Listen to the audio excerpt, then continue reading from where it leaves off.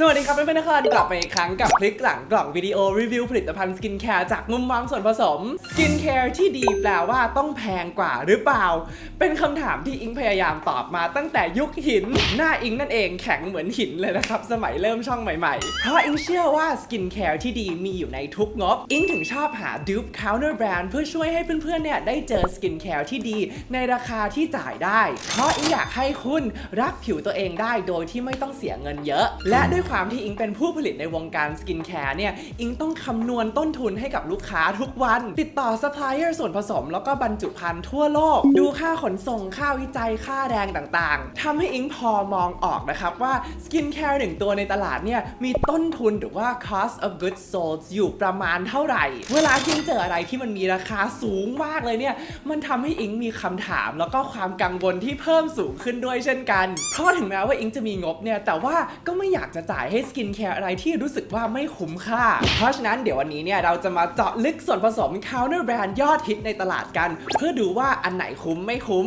และมีดูปราคาเบาตัวไหนที่คุ้มค่ากว่าหรือเปล่าวิดีโอนี้ก็ไม่ได้รับสปอนเซอร์นะครับแล้วก็ถ้าเกิดคุณชอบเนี่ยก็อย่าลืมกด subscribe แล้วก็กดกระดิ่ง notification bell ให้ด้วยมันจะช่วยให้อิงสามารถหารายได้ได้โดยที่ไม่ต้องรับสปอนเซอร์บ่อยจนเกินไปนะครับถ้าพร้อมแล้วเนี่ยเราไปดูกันเลยดีกว่า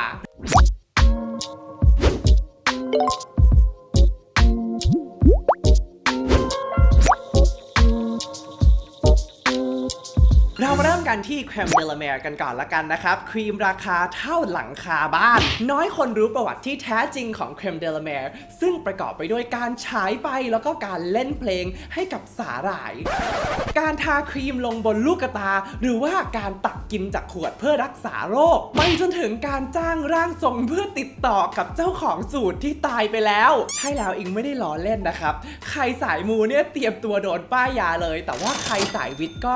เตรียมตัวร้องไห้ได้เลยนะครับทุกคนน่าจะคุ้นเคยดีกับเรื่องราวของนัก Aerophysics Max Huber นะครับซึ่งเป็นผู้ก่อตั้ง La Mer ที่โดนอุบัติเหตุในห้องแลบทำให้ผิวไหม้แล้วก็รักษาได้ด้วย Miracle Broth หรือว่าสาหร่ายที่อยู่ในเครมเดลาแมร์เป็นเรื่องราวที่แบรนด์เนี่ยเขาย้ำแล้วย้ำอีกเพื่อให้เหตุผลว่าทำไมเครมเดลาแมร์กระปุกนี้ต้องราคาเท่าค่าเทอมจริงๆแล้วเรื่องราวมันเป็นยังไงกันแน่คุณ Huber เนี่ยเป็นคนที่อยู่ในวงการไฮโซกับฮอลลีวูดนะครับในช่วงยุค 1980 หลังจากที่เขาคิดค้น Miracle Broth ได้เนี่ยเขาก็เริ่มโปรโมทมันตามปาร์ตี้ต่างๆในแวดวงดาราซึ่งมีหลายคนนะครับอย่างเช่นดีไซเนอร์ Ralph Rucci ออกมาบอกว่า allegedly คุณ Huber เนี่ยคลั่งในตัวครีมมากถึงขั้นบอกให้คนที่มีปัญหาสายตาเนี่ยทาเครมเดลาแมร์ลงไปบนลูกตาเลยหรือว่าจะตักกินจากขวดเลยก็ได้เพื่อช่วยในการย่อยอาหาร What ตอนที่คุณ Huber เขาเสียชีวิตในปี 1991 เนี่ยลูกสาวเขาก็ค้นพบว่าคุณพ่อที่คิดค้นสูตรเนี่ยไม่ได้ทิ้งสมุดหรือว่าขั้นตอนการผลิต Miracle Broth เอาไว้ให้เลยซึ่งควรประกอบไปด้วยการหมักสาหร่ายแล้วก็ฉายแสงหลายๆสีกับการเล่นเพลงให้มันฟังนะครับตกลงต้องเล่นเพลง BTS Adele หรือว่า Doja Cat ทำไมคุณพ่อไม่เขียนไว้ให้ชัดเจนหน่อยล่ะคะ What มีแต่กระดาษจดโน้ตแล้วก็ recording ต่างๆที่ทิ้งเอาไว้ให้เท่านั้นเองแต่เรื่องมันยังไม่จบเท่านี้ตอนนั้นเนี่ยบริษัท Estee Lauder เขาก็เพิ่งเข้าไปซื้อ La Mer มาแล้วก็ต้องรีบวางขายในห้าง Saks Fifth ให้ทันตามสัญญาแต่ไม่มีใครในบริษัทสามารถประติดประต่อสูตรดั้งเดิมของคุณ Huber ได้เลยคุณเบบัคว่าซึ่งเป็น Vice President R&D คนปัจจุบันของ Estee Lauder เลยเนี่ยเลยตัดสินใจจ้างนักกายสิทธิ์เพื่อสื่อสารกับวิญญาณของคุณ Huber ที่ตายไปแล้วร่างทรงไปอีกแต่เป็นยังไงล่ะมันได้ผลนะครับไม่เชื่ออย่าลบหลู่เขาบอกว่าคุณ Huber ให้ความลับสูตรมาหมดทำให้เขาเนี่ยวางขายได้ในห้าง Saks Fifth ทันเวลาตามกำหนดแล้วก็กลายเป็นเครมเดลาแมร์ที่เรารู้จักกันในทุกวันนี้ให้เวลาเพื่อนๆย่อยเรื่องราวเมื่อกี้สักครู่นะครับ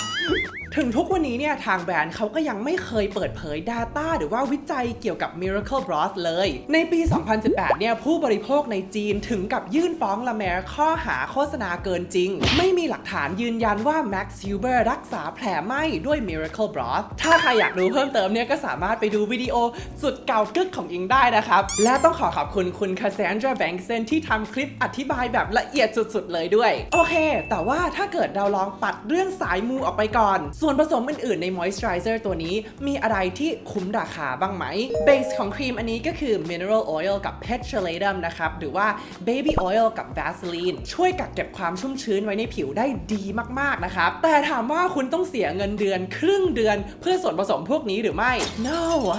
มีซิงค์ คอปเปอร์ แล้วก็แพนตินอลที่สามารถช่วยปลอบประโลมผิวลดอาการอักเสบแล้วก็รักษาแผลได้ด้วยยอดเยี่ยมเลยนะครับแต่ว่าคุ้มราคาไหมไม่ที่เองเคยบอกไปเมื่อปีก่อนนู่นนะครับว่าครีมเดลาแมร์เนี่ยก็คือนีเวียครีมใสสาหร่ายแล้วก็โดนทัวร์ลงเนี่ยอิงก็ยังยืนยันในมุมมองของอิงนะว่ามันอาจจะไม่ได้ไกลเกินความเป็นจริงเท่าไหร่เลยหรือจะให้อิงร้องเพลงให้นีเวียฟังก็ได้นะครับ Under the sea Under the sea Darling it's better Down where it's wetter Take it from me ในส่วนของดูปที่อิงคิดว่าคุ้มค่ากว่ามากแบบมากเลยนะครับนั่นก็คือตัว La Roche-Posay Cica Plus Balm B5 ราคาแค่ 475 บาทเท่านั้นอย่างที่เห็นเนี่ยเนื้อเขาคล้ายกันมากเลยนะครับตัว La Roche-Posay เนี่ยมันจะมีส่วนผสมของ Dimethicone ที่เป็นซิลิโคนบางเบาไม่อุดตันนะครับมาคู่กับตัว Shea Butter เพื่อที่จะช่วยลดอาการระเหยของน้ำได้ดีมากๆมีส่วนผสม Active ดีๆที่อยู่ใน La Mer หมดเลยนะครับอย่างเช่น Glycerin ที่ช่วยดึงน้ำ Zinc Copper แล้วก็ Panthenol ที่ช่วยปลอบประโลมผิวแน่นอนอิงก็เน้นเสมอว่าการดูแค่ส่วนผสมเนี่ยมันไม่สามารถบอกภาพเต็มๆให้เราได้หรอกเพราะเราก็ไม่รู้หลายๆอย่างเช่นเปอร์เซ็นต์เกรดของส่วนผสมนะครับหรือว่าคุณสมบัติในการซึมของมันแต่เอาจริงๆเนี่ย La Roche-Posay ตัวนี้มันถูกกว่า La Mer 22 เท่าและโดยรวมเนี่ย La Roche-Posay ก็เป็นแบรนด์ที่คิดว่าค่อนข้างแน่นเรื่องงานวิจัยมากๆนะครับแล้วตัวนี้ก็ไม่มีน้ำหอมด้วยนะครับเหมาะสำหรับใครที่มีผิวแพ้น้ำหอมช่วงเดือนที่แล้วเนี่ยอิงไปรัสเซียมานะครับแล้วก็อากาศหนาวแบบ-30ใช้ตัวนี้เนี่ยแฮปปี้มากเลยนะครับรู้สึกว่ามันสามารถช่วยผิวแห้งได้ดีมากๆและที่น่าตกใจเนี่ยก็คือส่วนผสมมันดีมากนะครับแต่ว่ามันเป็นผลิตภัณฑ์ที่ถูกที่สุดจาก La Roche-Posay เลยเอาละครับไปกันต่อที่ Counter Brand อีก2ตัวที่เพื่อนๆรอคอยมานานมากเลยนะครับนั่นก็คือตัว Sowasu First Care Activating Serum ราคา 3,900 สำหรับ 90 ml แล้วก็ History of Woo Self Generating Anti-Aging Essence ราคา 5,700 สำหรับ 50 ml ตกลงมันคุ้มไม่คุ้ม ชุดมาจากไหนก่อน ต้องเข้าใจก่อนนะครับว่าส่วนผสมสกินแคร์พวกนี้เนี่ยมันไม่ได้อิงงานวิจัยตะวันตกที่เราคุ้นชินกันเลยแต่ว่าเขาอิงตำรับสมุนไพรเกาหลีหรือว่าที่เรียกว่าฮันบังนะครับซึ่งเป็นคนละศาสตร์กันโดยสิ้นเชิงเพราะฉะนั้นเนี่ยเราจะพลิกหลังกล่องด้วยวิจัยแบบเดิมๆไม่ได้อีกต่อไปเพราะว่าวิจัยตะวันตกเนี่ยเราจะทดลองแบบวิทยาศาสตร์นะครับแล้วก็จะมีผลที่วัดได้ด้วยตัวเลขในขณะที่ตำรับสมุนไพรเกาหลีเนี่ยมันจะเป็นความรู้ที่ส่งรุ่นสู่รุ่นนะครับตลอดหลายพันปีทำให้ที่ผ่านมาเนี่ยบอกตรงๆว่าอิงเป็นคนที่ไม่เชื่อมั่นในสกินแคร์สายนี้เท่าไหร่เลยอารมณ์แบบยาที่อาม่าต้มนะหรอจะสู้ยาที่คุณหมอจ่ายให้จากโรงพยาบาลแต่ว่าช่วงที่ผ่านมาเนี่ยอิงก็ลองเปิดใจดูนะครับแล้วก็ลองหยิบตำราฮันบังมาศึกษาพร้อมกับรีวิวพวกกฎหมายอย.ของเกาหลีต่างๆนะครับแล้วก็บอกตรงๆว่าเฮ้ยมันก็มีที่มาที่ไปอยู่นะเรามาดูส่วนผสมกันก่อนเลยละกันครั้งแรกที่เห็นโซวาซูกับ History of Woo เนี่ย first impression เนี่ยก็คือกลัวแล้วก็สับสนมากนะครับเพราะว่าสารสกัดมันเยอะมากนะครับแล้วก็ ingredient list เนี่ยยาวถึงเกาหลีเหนือเลยเขาเลือกส่วนผสมพวกนี้ยังไงต้องจ้างร่างทรงมาติดต่อกับแดจังกึมหรือเปล่าไม่นะครับโดยปกติเนี่ยสกินแคร์ทั่วไปที่เราคุ้นชินกันเนี่ยเขาก็จะโฟกัสกับแอคทีฟหลัก1หรือ2ตัวแต่ว่าสกินแคร์ฮันบังเนี่ยเขาจะใช้กลุ่มส่วนผสมพืชเป็น10ตัวนะครับที่ตำราดั้งเดิมเนี่ยชี้ว่าควรจะอยู่ด้วยกันเพราะจะสามารถทำงานร่วมกันแล้วก็ส่งเสริมกันและกันได้ตามตำราเนี่ยมันจะมีกลุ่มส่วนผสมที่เรียกว่า monarch หรือว่ากษัตริย์ที่ไว้ใช้รักษาอาการหลักตามมาด้วยกลุ่ม Minister ที่จะช่วยส่งเสริมการทำงานของส่วนผสม Hero มีกลุ่ม Assistant นะครับที่จะช่วยรักษาอาการรองสุดท้ายมีกลุ่ม Envoy ที่จะช่วยในการซึมของส่วนผสมทั้งหมดจึ้งไหมนี่แบบเปิดโลกมากนะครับสำหรับอิงอ่ะยกตัวอย่างนะครับตัวโซวาซูเนี่ยเขาจะมีสารสกัดดั้งเดิมอยู่11ตัวอย่างเช่น Peony Lily แล้วก็ Lotus ซึ่งอิงคงเจาะลึกทีละตัวไม่ไหวนะครับแต่ว่าเขาได้เลือกมาตามหลักการของ Hanbang ฮันบังที่อิงได้อธิบายมานั่นเองเพราะเขาเชื่อว่าส่วนผสมพวกนี้เนี่ยมันจะทำงานร่วมกันนะครับเพื่อช่วยในด้านริ้วรอยความกระจ่างใสแล้วก็ความชุ่มชื้นส่วนตัวเนี่ยเอาตรงๆอิงก็ยังไม่ค่อยมั่นใจเท่าไหร่นะครับแต่ว่าอิงสบายใจขึ้นระดับหนึ่งเพราะรู้ว่าอย.ของเกาหลีเนี่ยเขาค่อนข้างโหดมากๆกับคำเคลมการตลาดถ้าใครจะเคลมว่าอะไรลดริ้วรอยหรือว่าเพิ่มความกระจ่างใสได้อย่างเช่นตัวนี้เนี่ยจะต้องผ่านอย.มาตรา 2.2 Functional Cosmetics แปลว่าจะต้องมีผลวิจัยตามมาตรฐานตะวันตกที่ทำโดย lab นอกนะครับเพื่อมาพิสูจน์เคลมพวกนี้เยอะมากถึงจะสามารถวางขายได้พออิงไปลองคุยดูเนี่ยก็พบว่าเขาก็ทำวิจัยแบบ clinical study จริงๆเห็นผลในด้านริ้วรอยแล้วก็ความกระจ่างใสนะครับซึ่งตรงนี้เนี่ยก็เรียกความมั่นใจขึ้นมาได้บ้างในส่วนของเนื้อเนี่ยเขาจะเป็นเซรั่มเหลวๆนะครับมีส่วนผสมอย่างเช่นบีเทนกลิเซอรินที่ช่วยดึงน้ำเข้าผิวแล้วก็มีส่วนผสมน้ำผึ้งที่ช่วยเพิ่มความชุ่มชื้นอยู่ด้วยแต่ปัญหาก็คือทาแล้วไม่รู้สึกว่าชุ่มชื้นเลยสักนิดเขาใส่แอลกอฮอล์ขนาดโมเลกุลเล็กมาเยอะนะครับอิงทาแล้วแอบรู้สึกว่าแห้งกว่าเดิมด้วยซ้ำซึ่งตรงนี้เนี่ยน่าผิดหวังมากนะครับชินจ้าคนผิวมันน่าจะชอบแต่ว่าใครที่มีผิวแห้งเนี่ยอิงไม่ค่อยแนะนำเท่าไหร่นะครับแล้วก็มีน้ำหอมอยู่เยอะด้วยนะครับเพราะฉะนั้นใครมีประวัติแพ้ก็ควรระวังนะครับแล้วพี่ History of Woo ล่ะตัวนี้เนี่ยสมุนไพรเยอะขึ้นไปอีกนะครับเรียกได้ว่าขนมาทั้งป่าเลยนั่นแหละจุดเด่นของเขาก็คือโสมป่านะครับซึ่งเป็นโสมชนิดที่หายากแล้วก็มีราคาแพงที่สุดเพราะว่ามันมีสารต้านอนุมูลอิสระอย่างเช่น saponins นะครับอยู่มากกว่าโสมทั่วไปถึง10 เท่ามันจะทำงานร่วมกับสารสกัดอีก23อย่างเลยนะครับที่ตามตำราของฮันบังเนี่ยบอกว่าสามารถช่วยลดริ้วรอยได้เหมือนกับว่าเอามาทั้งป่าแล้วก็มายำรวมกันในครกนะครับแต่เช่นเดียวกันเขาก็มีการทำวิจัยแบบตะวันตกหรือว่า clinical study อยู่หลายรอบเลยเพื่อพิสูจน์ความสามารถในการลดริ้วรอยนะครับนอกจากนี้เขาก็มีส่วนผสมช่วยเสริมเกราะป้องกันผิวที่มีวิจัยตะวันตกสนับสนุนอยู่เยอะนะครับอย่างเช่น ceramide NP lecithin cholesterol แล้วก็ squalane คอมโบนี้เนี่ยกลิ่นอายคล้ายๆกับ physio gel เลยนะครับในส่วนของเนื้อเนี่ยมันจะออกไปทางมันนะครับเหมือนกับทาออยล์มากกว่าแต่ชุ่มชื้นแล้วก็ผิวนุ่มมากนะครับส่วนตัวเนี่ยอิงจะชอบกว่าของโซวาซูส่วนกลิ่นเนี่ยมันจะฟุ้งๆนะครับเหมือนกับสบู่ห้องน้ำบ้านอาม่าหอมดีนะครับแต่ว่าใครที่แพ้น้ำหอมเนี่ยก็ควรถอยห่างเอาไว้ก่อนโดยรวมเนี่ยอิงก็แอบประทับใจมากกว่าตัวโซวาซูนะครับในเรื่องราคาบอกตามตรงว่าแรงมาก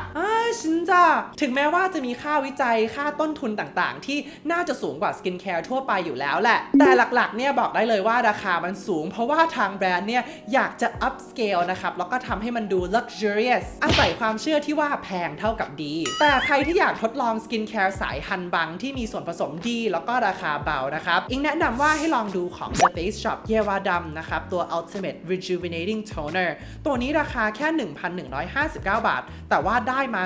160 ml เลยเขาเป็นแบรนด์ที่อยู่ในเครือ LG Group นะครับซึ่งก็เป็นบริษัทเดียวกับ History of Woo นั่นแหละซึ่งมีสถาบัน Oriental Medicine Skin Science Research Center ที่ทำวิจัยเกี่ยวกับสมุนไพรเกาหลีเยอะที่สุดในประเทศเพราะฉะนั้นงานวิจัยนักคิดค้นสูตรส่วนผสมหลายๆตัวที่ History of Woo ใช้เนี่ยก็คือตัวเดียวกับที่อยู่ในเยวาดำนั่นแหละแต่ตัวนี้ราคาถูกกว่าตัวนี้16 เท่า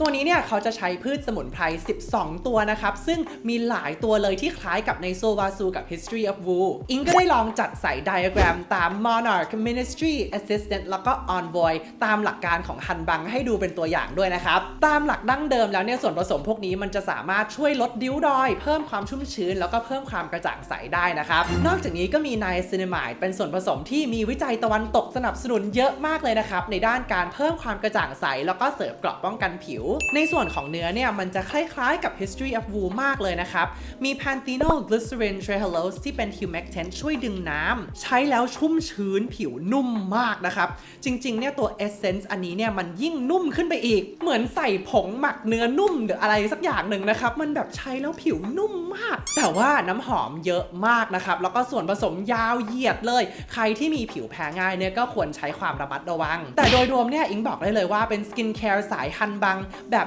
entry level นะครับที่คุ้มราคามากๆเหมาะสำหรับใครที่อยากเริ่มลองสกินแคร์แนวนี้ส่วนตัวเนี่ยอิงก็ยังไม่ได้เชื่อมั่นในฮันบังมากเทียบเท่ากับวิตามิน A สำหรับริ้วรอยหรือว่าวิตามิน C สำหรับความกระจ่างใสแต่อิงก็เริ่มมี appreciation ให้กับมันมากขึ้นเพราะอิงรู้สึกว่ามันเป็นภูมิปัญญาของคนเอเชียนะครับแล้วก็เป็นส่วนหนึ่งของวัฒนธรรมที่เราไม่ควรปัดทิ้งอย่างเร็วแค่เพราะว่ามันไม่ได้มีวิจัยแบบตะวันตกสนับสนุนอยู่อิงเชื่อว่าถึงมันจะไม่ใช่วิทยาศาสตร์แบบ 100% เนี่ยแต่มันก็ไม่ใช่ไสยศาสตร์แบบโดยทีเดียวนะครับอย่างน้อยก็ไม่ได้จ้างร่างทรงมาติดต่อกับแดจังกึมนะครับเอาละครับถ้าเกิดคุณชอบวิดีโอพลิกหลังกล่องเจาะลึกประวัติแบรนด์แล้วก็ส่วนผสมแบบนี้เนี่ยก็อย่าลืมกดไลค์ subscribe นะครับแล้วก็แชร์ให้เพื่อนของคุณด้วยสุดท้ายเนี่ยอิงอยากฝากไว้ว่าความคุ้มค่ามันเป็นอะไรที่แล้วแต่คนนะครับถ้าเกิดแบรนด์เขาสามารถ convince คุณได้ว่าสกินแคร์ของเขาเนี่ยคุ้มค่าสำหรับคุณอิงก็ไม่ได้มาตัดสินหรือว่า judge คุณเลยนะครับเพราะว่าเราก็มีผิวแล้วก็เกณฑ์การตัดสินว่าอะไรคุ้มค่าไม่คุ้มค่า